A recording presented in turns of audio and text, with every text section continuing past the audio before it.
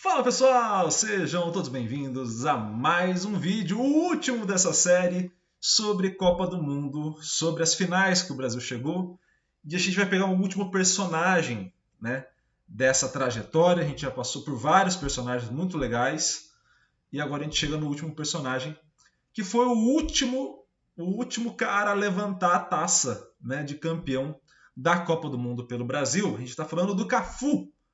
E a gente vai saber mais da história dele, mais sobre a Copa do Mundo 2002 na visão do Cafu e também mais dos principais lances dele em campo. Então a gente vai entender um pouco mais como jogava o Cafu também, tá? Então se você curtiu essa ideia, curtiu a ideia desse vídeo, por favor, curta o vídeo, compartilha com o máximo de gente possível, isso ajuda demais o canal. E também, principalmente, se inscreva no canal, ative o sininho para receber todas as notificações e também comente aqui embaixo para eu saber qual é a tua opinião. Qual a tua opinião sobre o Cafu? Qual a tua opinião sobre a Copa do Mundo de 2002? Qual a tua expectativa para essa Copa do Mundo agora de 22? Por favor, deixa o teu comentário aqui embaixo, que isso auxilia demais a gente a crescer também, justamente pelas interações, pela formação dessa comunidade, que é tudo o que a gente quer aqui no NS Soccer. Combinado? Então, a gente vai para a vinheta e na volta, mais Cafu aqui no NS Soccer.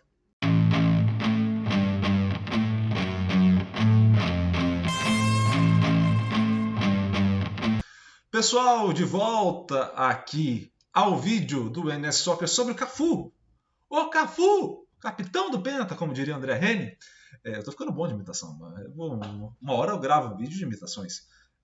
Agora falando sério, a gente vai começar ouvindo o Cafu no Podpah, falando sobre o início de carreira, que eu acho que é muito importante, talvez, desses jogadores que a gente acompanhou durante anos na seleção brasileira, o que teve mais histórias de tentativa, frustração, até chegar no sucesso.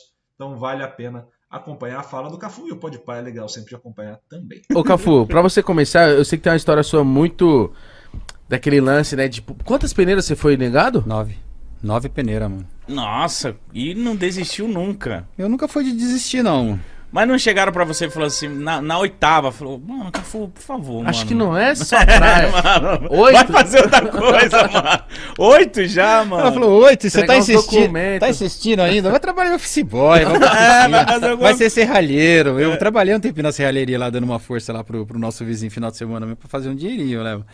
Mas eu nunca fui de desistir, não, meu. Eu fui dispensado por 9 vezes. 9 vezes os treinadores falaram que eu não tinha condições, E é que não dava pra ser difícil, jogador. né? E você chegava pra jogar em que posição? Eu comecei como meia atacante. Depois eu fui pra ponta direita.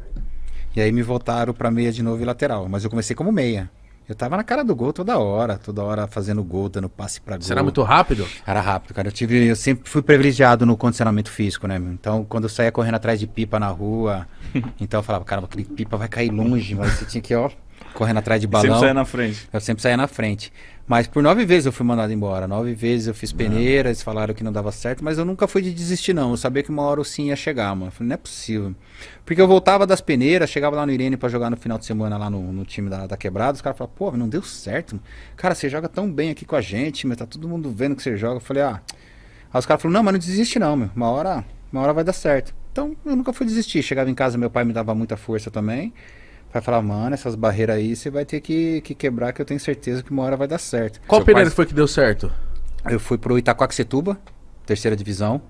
Do Itaquaquecetuba eu fui fazer um jogo amistoso contra o São Paulo.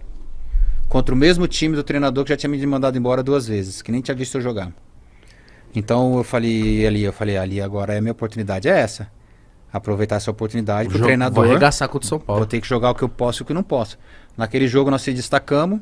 E de lá o treinador do São Paulo pediu para nós ficarmos 15 dias no CT de São Paulo para aperfeiçoar um pouco mais, para ver a gente um pouquinho melhor, para a gente descansar, para poder treinar. Porque se a gente ia fazer peneira na época, você saía de casa 4h30 da manhã para as 9 horas, tá aqui na Marquês de São Vicente. Para estar aqui 9 horas da manhã saindo lá do Irene. Pegava o Irene até o Anhangabaú, que dava 1h30 de busão, do Anhangabaú para cá, mano, mais 30 minutos. Aí você vinha... Não tinha se alimentado bem? Nada, você dormia mal, tomava café mal, chegava aqui tinha que correr. Os moleques dormindo, musculação bonita, aqueles pernão bonito, tudo musculando. Eu falava, vixe, tamo morto. E aí não dava certo. Aí ele pediu pra nós ficarmos lá uns 15 dias. Depois de 10 dias ele pediu meu documento pra assinar como jogador do São Paulo. Porque aí a gente treinou com os caras, fez musculação, trabalhou. Ela falou, não, esses meninos eu acho que vai ter uma qualidade um pouco melhor, vamos avaliar eles melhores. Que ano isso? 87. Nossa. 88 eu fui pro São Paulo. Era muito 87 foi difícil primeiro. naquela época, Era. né, cara? Naquela época, completamente diferente de agora. Tanto é que quando eles falam pra nós de peneira, eu bato muito em relação a isso nas peneiras. Porque é desumano. O menino não pode vir lá do Rio Grande do Norte, vir 3 dias de ônibus pra fazer 4 dias de peneira, pô. Não dá, o menino vai chegar aqui, meu, Moído. desnutrido, desgastado, cansado. Ele não vai ter condições. E na nossa época era assim, cara. Então você chegava, você dormia mal, acordava mal, chegava aqui, você tinha que fazer a peneira. Cara, você ia fazer a peneira, os moleques estavam voando. E você tinha que voar, mas o condicionamento não era igual. Agora mudou um pouco. Agora os meninos já ficam 10 dias no alojamento, fica 15 dias no alojamento, fica 1 mês para ter uma observação um pouco maior, vai fazer musculação, vai dormir, vai se alimentar, que é importante, vai descansar para fazer um bom treino. Então mudou muito. Na nossa Esse ponto que o Cafu colocou é extremamente importante, não só para ele especificamente, né, mas também para todo mundo, né? Quando a gente olha o cenário de peneira no Brasil, ele é um cenário muito complicado. É um cenário muito complicado. A gente olha um cenário onde a gente precisa demais desse cuidado, é um cenário onde precisa demais de ter um cuidado com a criança que está ali muitas vezes é um adolescente ou ainda é muito novo, ainda, né, sub-15. Então, assim, você começa a colocar pessoas em situações muito difíceis dela conseguir uma performance boa e aí acaba jogando fora talentos justamente pela falta de processo adequado para que todo se desenvolva. Tá? Então tem esse primeiro ponto. O segundo ponto, que é importante ver da história dele, é uma mentalidade de que as coisas vão dar certo. Então, assim, não havia a possibilidade de não dar certo, era só uma questão de tempo, né, na cabeça dele e nas tentativas. Muita gente faz isso, tá? Não é só o Cafu, não, tá? Mas é importante ver uma mentalidade de alguém que conseguiu chegar no mais alto nível, né? Mais alto nível em clube, em seleção, virou uma referência na posição, talvez um dos melhores da história, justamente pela dedicação, por esse ponto, e pela capacidade de adaptação. Era meia, passou para a ponta, da ponta passou para a lateral, soube adaptar as suas características às demandas que o jogo pedia para ele. Então, ele foi se adequando àquilo, e isso faz com que ele tenha a capacidade de adaptação, que é muito importante para performar no jogo de futebol. Tá? E agora vamos ouvir um pouco mais do Cafu falando sobre a Copa do Mundo, né? Afinal de contas, esse é o tema do vídeo. Então, a Copa do Mundo de 2002 na visão do Cafu. Olha aí, que estilo, hein? Porra. Pois é. Muito fofo. Ai, que saudade dessa época. Ai, de que jogar Copa do saudade Mundo, dessa né, cara? camisa aí. Bons tempos, quando nós falamos de seleção que vai essas imagens, Pois é, né? dificilmente vai ter outra seleção igual essa aí. Pode Porra. até ganhar, que vai Mas ganhar, igual uma hora essa. vai ganhar, mas igual essa eu costumo falar pros meninos, dificilmente vai achar uma seleção igual essa, e por todos os motivos, né? Do começo ao final da verdade. Copa, a pegada, a união, a chegada, o jeito que foi. A gente jogava bola se divertindo, a gente jogava bola dando risada. A gente se divertia dentro de campo. Será que é esse o segredo, cara? Esse é o segredo, é você ter responsabilidade e estando descontraído ao mesmo tempo. Não quer dizer que você está descontraído, que você não tem responsabilidade. Nós sabíamos da nossa responsabilidade, mas não deixava de estar descontraído. Na hora de brincar, brincava, na hora de sambar, ia sambar, mas na hora que falava assim, ó, da porta do vestiário, da escada, o primeiro degrau até entrar dentro de campo, aí começa a responsabilidade. E é aí que realmente começa a responsabilidade. E o que você vê hoje em dia, não, é completamente ao contrário. Você está levando uma certa agressividade, eu comento muito isso com a Maria, você está levando uma certa agressividade pro campo, você está levando uma certa violência pro campo, você tá... O zagueiro hoje, é muito engraçado, o zagueiro dá um carrinho e faz assim, eu fico olhando e falo, mas não fez mais do que obrigação, pô. O centroavante quando faz o gol, ele comemora, o zagueiro quando dá o carrinho, cara... Aí parece que ele tá transmitindo essa agressividade, sabe? Pra torcida falar essa rivalidade perfeita. Bate no peito, aí depois vai pro outro clube e bate no peito de novo, vai pro outro, bate no peito de novo. Então não bate, pô. É o que a gente vê a seleção recente, assim, nos últimos tempos, que parece sempre muito tensos, né, sabe? Muito mais tensão do que a gente via antigamente. Né? E essa tensão tá se transformando em agressividade. Esse que é o problema. Eles estão deixando isso transformar em algo mais agressivo. E não, o futebol é boêmio, o futebol é bonito, o futebol tem que ser jogado, alegre, divertido. E eles estão trazendo... Como é que nós falamos o peso das crianças?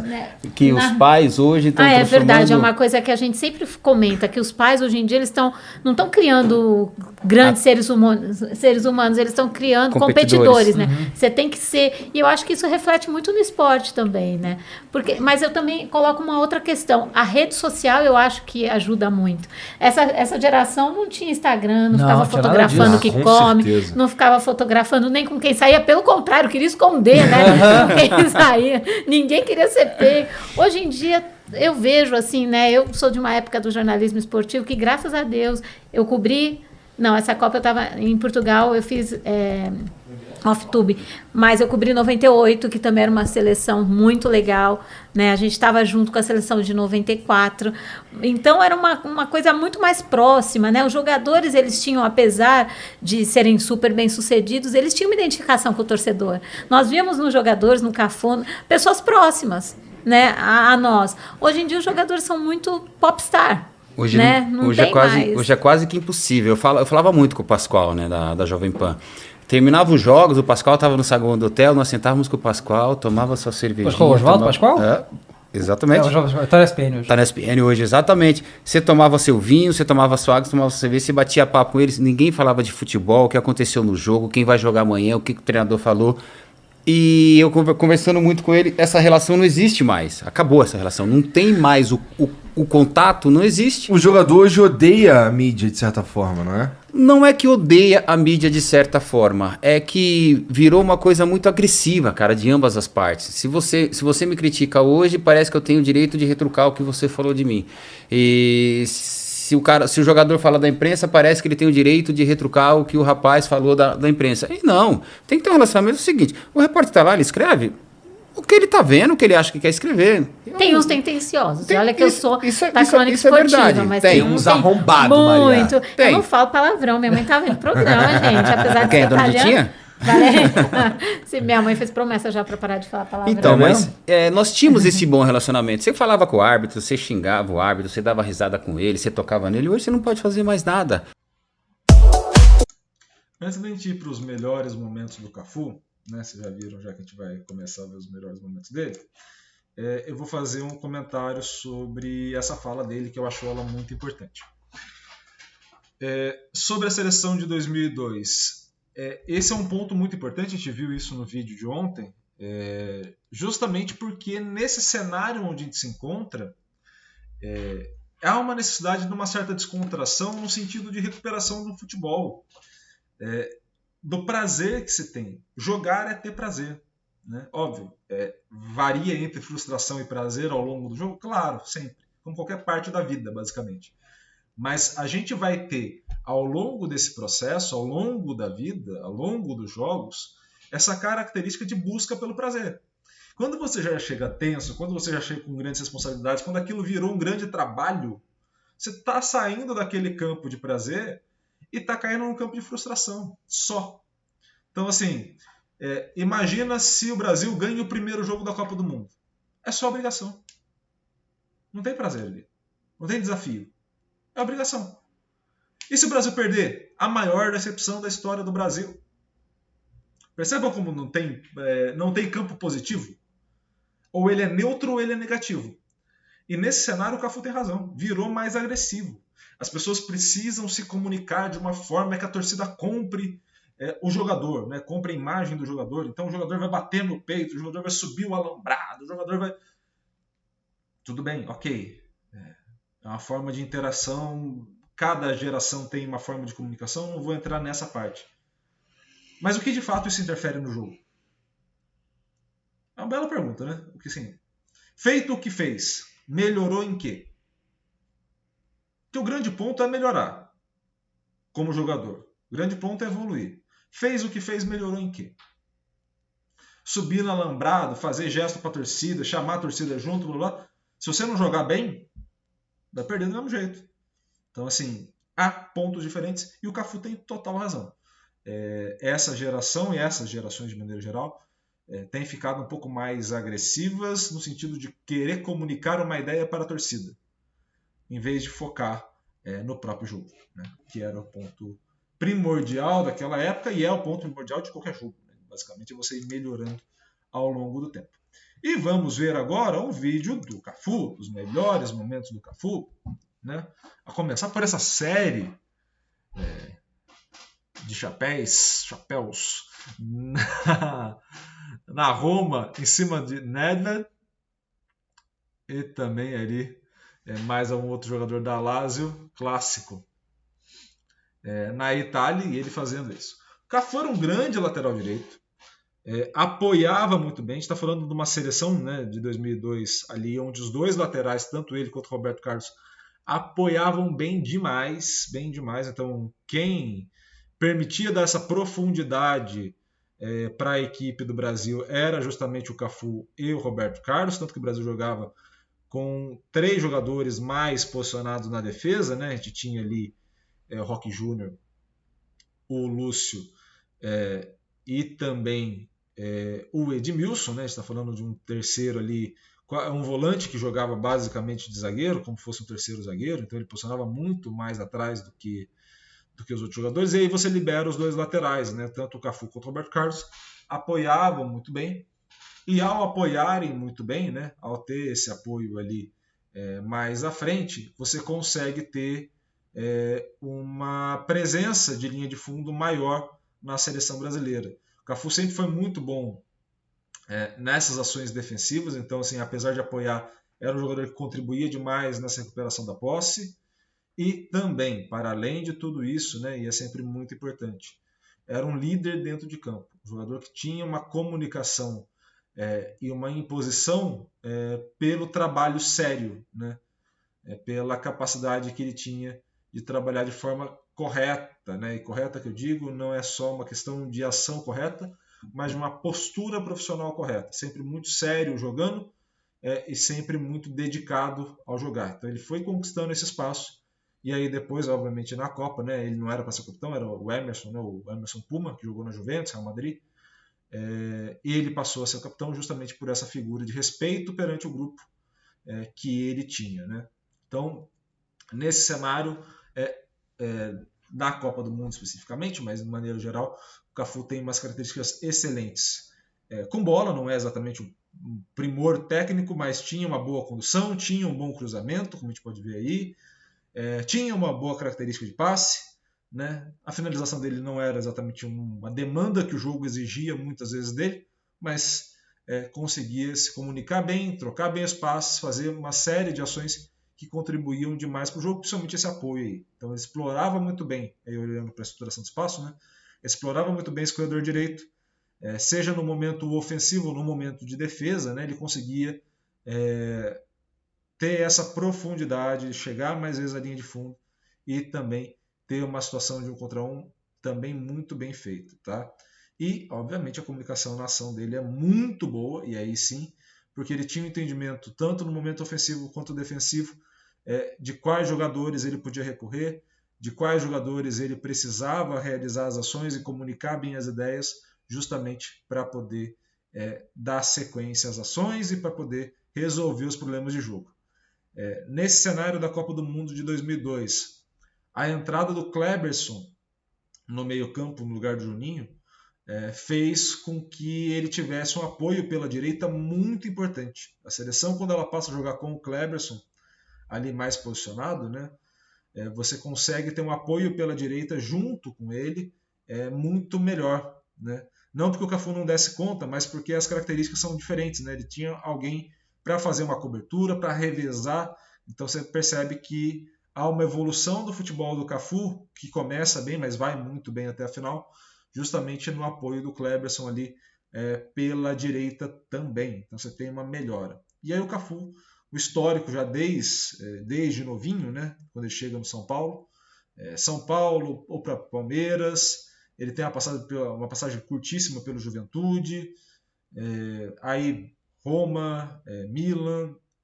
Então assim você vê uma série de grandes clubes e onde ele vai se destacar em todos eles, justamente pela qualidade, pela seriedade de trabalho e por essa característica de ser um líder, não só pela comunicação, pela forma de lidar ali, trocando uma ideia, digamos assim, com o juiz, com os próprios companheiros, com respeito com os adversários, mas também pela postura de um capitão, pela postura de trabalho que ele teve ao longo desse tempo, e é um grande jogador.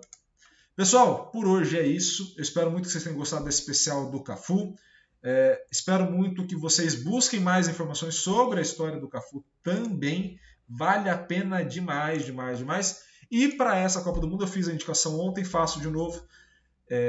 Tem um documentário na Netflix que lançaram agora, recentemente, faz acho que um mês mais ou menos, sobre a Copa do Mundo de 2002. Eu espero muito que vocês assistam porque vale muito a pena, é muito legal o documentário, muito bem produzido. E eu acho muito legal ter esse ponto de vista mais cinematográfico sobre essa história vivenciada por esses jogadores. Peço muito que vocês assistam também um complemento dos vídeos desse final de semana. Combinado? Então, muito obrigado pela audiência. Muito obrigado por ter acompanhado até aqui. Um grande abraço a todos e valeu!